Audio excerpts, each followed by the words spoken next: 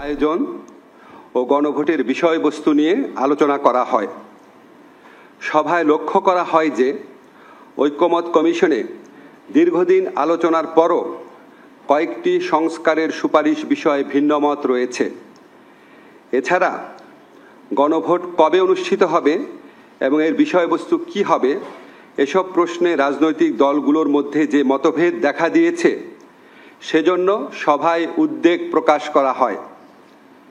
এই প্রেক্ষিতে গণভোটের সময় কখন হবে, মানে গণভোট কবে অনুষ্ঠিত হবে, গণভোটের বিষয়বস্তু কি হবে, জুলাই সনদে বর্ণিত ভিন্নমতগুলো প্রসঙ্গে কি পদক্ষেপ নেওয়া হবে তা নিয়ে ঐক্যমত কমিশনের প্রস্তাবগুলোর আলোকে জরুরি ভিত্তিতে চূড়ান্ত সিদ্ধান্ত গ্রহণ করা প্রয়োজন বলে সভা অভিমত ব্যক্ত করে।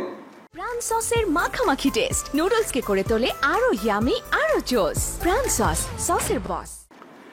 এসব ক্ষেত্রে ফ্যাসিবাদ বিরোধী আন্দোলনের দীর্ঘদিনের মিত্র রাজনৈতিক দলগুলোকে স্বীয় উদ্যোগে নিজেদের মধ্যে আলাপ আলোচনা করে সম্ভাব্য দ্রুততম সময়ে, সম্ভব হলে আগামী এক সপ্তাহের মধ্যে সরকারকে ঐক্যবদ্ধ দিক নির্দেশনা প্রদান করার আহ্বান জানানো হয়। এমন নির্দেশনা পেলে সরকারের পক্ষে সিদ্ধান্ত গ্রহণ অনেক সহজ হবে। বর্তমান পরিস্থিতিতে কালক্ষেপণের যে কোনো সুযোগ নাই সেটাও আমাদের সবার বিবেচনায় রাখা প্রয়োজন। উপদেষ্টা পরিষদের সভায় 2026 সালের ফেব্রুয়ারির প্রথমার্ধে আগামী সংসদ নির্বাচন অনুষ্ঠানের বিষয়ে সরকারের সংকল্প পুনর্ব্যক্ত করা হয়। ধন্যবাদ।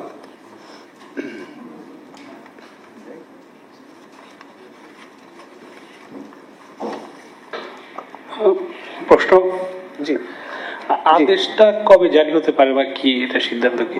আমার নাম তানিম, আমি আজকের পত্রিকার রিপোর্টার।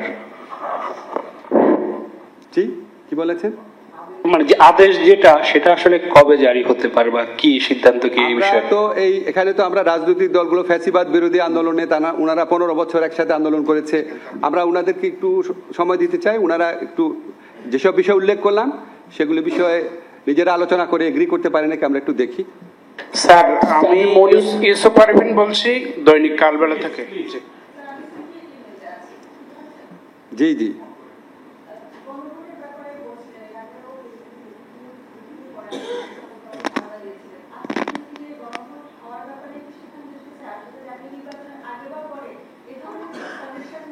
আজকের মিটিংয়ে যা আলোচনা হয়েছে তা আপনাদের লিখিতভাবে আমি জানিয়েছি। এর বাইরে কিছু বলার কোনো স্কোপ নাই, কোনো প্রয়োজন নাই। স্যার, আমার নাম মনিরুজ্জামান উজ্জ্বল। স্যার, আমার নাম ইউসুফ পারভিন, আমি দৈনিক কালবেলার বিশেষ প্রতিনিধি।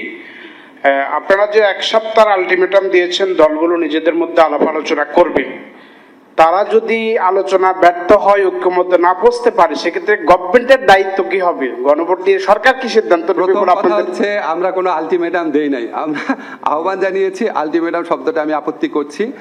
আর আমরা অপেক্ষা করব, তারপর অবশ্যই সরকার সরকারের মতো অ্যাক্ট করবে।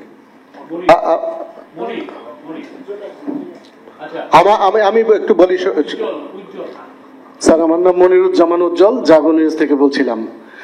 গত সপ্তাহের সংবাদ সম্মেলনে আপনি বলেছিলেন যে চূড়ান্ত সিদ্ধান্ত নেবেন প্রধান উপদেষ্টা। সরকার কি তাহলে রাজনৈতিক দলগুলোর কাছে কিছুটা নতি স্বীকার করে সিদ্ধান্ত থেকে সরে এসেছে, বা কেন এই অবস্থান? আমরা তো তাহলে চূড়ান্ত সিদ্ধান্ত নিবে আমি বলেছিলাম প্রধান উপদেষ্টার নেতৃত্বে উপদেষ্টা পরিষদ, প্রধান উপদেষ্টা নেতৃত্বে উপদেষ্টা পরিষদ। এই সিদ্ধান্ত থেকে আমরা মোটেও সরে আসি নাই।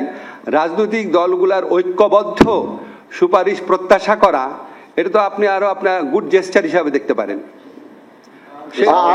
আমার একটু প্রশ্ন ছিল স্যার, আমি মোহন বলছিলাম 71 টিভি থেকে। স্যার, আমার প্রশ্নটা হচ্ছে যে সরকার কি আয়োজন করে দিবে রাজনৈতিক দলগুলোকে, নাকি তারা নিজেরা বসে যেন আলোচনা করে এক ধরনের সিদ্ধান্ত আপনাদেরকে দেয়, সেই বিষয়টা একটু ক্লিয়ার। সরকার আয়োজন করে বহু আলোচনা করেছে, আপনারা সবাই জানেন, বহু আলোচনা করেছে। সরকার আর কোনো আয়োজন করতে যাচ্ছে না। এই রাজনৈতিক দলগুলা, যারা ফ্যাসিবাদ বিরোধী রাজনৈতিক দলগুলো আছে, ওনারা 15 বছর নিজেরা আলোচনা করে বহু গুরুত্বপূর্ণ সিদ্ধান্ত নিয়েছেন। ওনারা অত্যন্ত প্রতিকূল সময়ে একসাথে আন্দোলন করেছেন, একসাথে নির্যাতনের শিকার হয়েছেন। আমরা ওনারা স্বীয় উদ্যোগে নিজেরা আলোচনা করে আমাদেরকে একটা ঐক্যবদ্ধ নির্দেশনা দিবেন এই প্রত্যাশা করছি। আমি কালকেই দেখলাম একটি দলের পক্ষ থেকে আলোচনার আহ্বানও জানানো হয়েছে, আমরা এটাকে স্বাগত জানাই। লাস্ট কোয়েশ্চেন, লাস্ট আমি একটা প্রশ্ন করতে চাই শফিক ভাই। আমি মইনুল হক নিউজে কাজ করি। আমার প্রশ্ন হলো যে রাজনৈতিক দলগুলোর, বিশেষত একটা বড় রাজনৈতিক দল থেকে যে অভিযোগটা করা হচ্ছে, ঐকমত্য কমিশনে যে বিষয়গুলো আলাপ আলোচনা করা হয়েছিল বাস্তবায়নের সুপারিশে সেই আলাপ আলোচনাগুলোর ব্যত্যয় ঘটেছে বা সম্পূর্ণভাবে সেগুলো রক্ষা করা হয়নি। আর একটা হলো যে তারা এই প্রসঙ্গেই থাকি যে এইটা স্যার কেন হলো, এটা কি এই অভিযোগ সম্পর্কে কেন? এই প্রসঙ্গে আমাদের এখন কোনো মন্তব্য নাই। আমরা রাজনৈতিক দলগুলো নিজেরা আলাপ আলোচনা করে এই বিষয়টাও আমাদেরকে একটা ঐক্যবদ্ধ নির্দেশনা দিবেন এই প্রত্যাশা করছি। ওনারা যদি আলাপ আলোচনা করেন আমরা এটা খুব আমাদের জন্য কাজটা সহজ হয়। ওনারা যদি ঐক্যবদ্ধ নির্দেশনা না দিতে পারেন অবশ্যই সরকারের মতো সিদ্ধান্ত নেবে।